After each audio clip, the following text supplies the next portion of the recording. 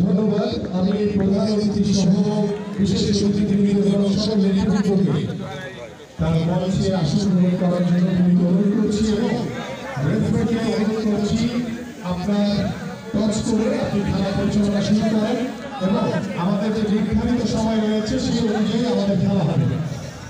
আপনারা খেলা শুরু করেন এবং আমাদের আজকে ঢাকা থেকে আগত ধারাভাষ্যকার যারা কুমার তওয়ালকে তার ধারাভাষ্য শুরু করার জন্য বিনীত অনুরোধ করছি। ওকে ওকে ওকে একটু 1 মিনিট